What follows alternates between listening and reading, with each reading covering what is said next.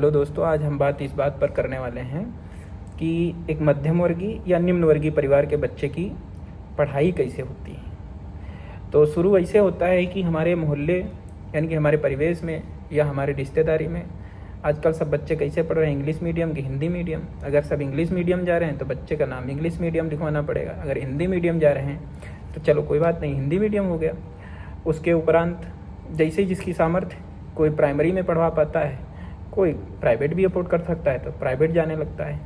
उसके बाद 8 तक तो हो गई पढ़ाई, जो भी सिलेबस है उस हिसाब से पढ़े बच्चे। उसके बाद में अब बच्चा साइंस साइड पढ़ेगा, आर्ट साइड पढ़ेगा। तो इस बात पर हमारे परिवेश का खूब इस बात का निर्धारण होता है कि हमारे अगल बगल वाले बच्चे आजकल कैसे पढ़ रहे हैं। सब इंग्लिश मीडियम साइंस साइड जा रहे हैं कि आर्ट साइड जा रहे हैं। अगर साइंस साइड जा रहे हैं तो हम भी साइंस साइड पढ़ाए जाएंगे, नहीं तो आर्ट साइड है तो ठीक है आर्ट साइड पढ़ लो। साइंस साइड मान लो पढ़ना स्टार्ट किए तो 10th के बाद में इंटर जब आया तो अब बायोलॉजी से पढ़ोगे कि मैथ से पढ़ोगे। आर्ट साइड वाले हैं तो ऑफ कोर्स वो आर्ट साइड अपना कंटिन्यू करेंगे। तो हम बायोलॉजी से जाएंगे या मैथ से जाएंगे, फिर से कहीं ना कहीं हमारे परिवेश में क्या चल रहा है इस बात पर हमारा भी मोड़ रहता है, झुकाव रहता है। और या पिताजी का कुछ उसमें हिस्सा जो जुड़ जाता है कि हाँ नहीं, आजकल ये चल रहा है, इंजीनियरिंग ज़्यादा चल रहा है तो मैथ से पढ़ना चाहिए। तो इस हिसाब से अभी हमारे टेस्ट का कुछ छता पता नहीं है।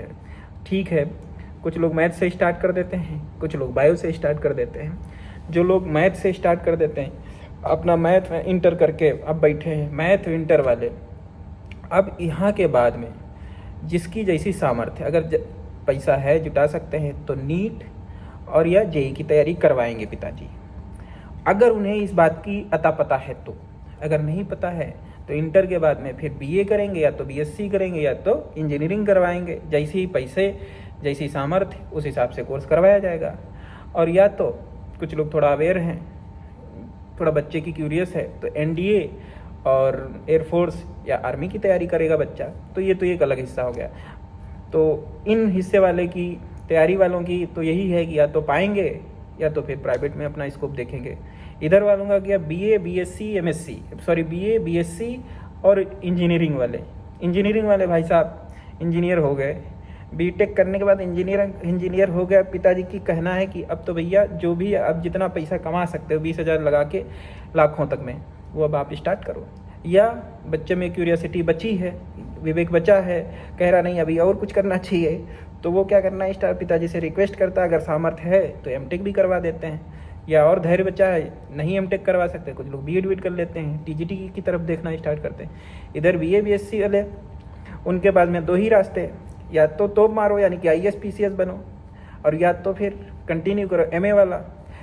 तीसरा एक रास्ता है कि या तो एसएससी और बैंकिंग में जा सकते हो। फिर वही बात, पिताजी की सामर्थ्य क्या है, सामर्थ्य जैसी होगी आईएएस पीसीएस करवा सकते हैं तो भैया वहाँ भेजेंगे, नहीं तो बैंकिंग करवा सकते हैं, एसएससी करवा सकते हैं तो उधर भेजेंगे, नहीं तो है आगे बढ़ो यहीं सरकारी वरकारी ढूंढो को कॉलेज वालेज, एमएससी कर लो या तो एमए कर लो। ठीक है, एमएससी करना स्टार्ट किए जो बीएससी वाले थे, एमए वाले तो एमए करना स्टार्ट किए, कुछ तो बीएससी वाले भी एमए करने स्टार्ट कर देते हैं। अब हो गई एमएससी, हो गई एमए, अब क्या है।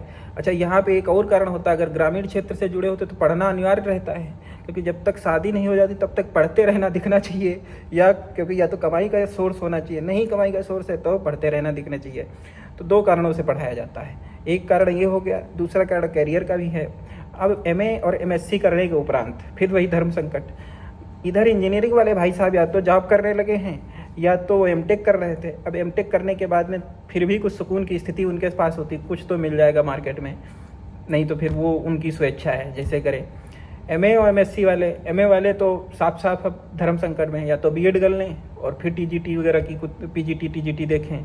और एमएससी वाले के पास भी यही सेम कंडीशन है, या तो बीएड करें और या तो बीएड करने के बाद टीजीटी पीजीटी देखें। अन्यथा इन मास्टर्स के पास में एक और ऑप्शन है, नेट वगैरह कर सकते हैं, जिनमें कुछ साहस बचता है, विषय के प्रति थोड़ा बहुत उनको रुचि रहता है, तो वो तो अपना चले जाते हैं नेट वगैरह। अगर हमारे पिता की सामर्थ्य है कि वो इतना धैर्य रख सकते हैं और अगर उसमें खर्च होने वाला पैसा अगर हमको दे सकते हैं तो हम नेट वगैरह कर लेते हैं।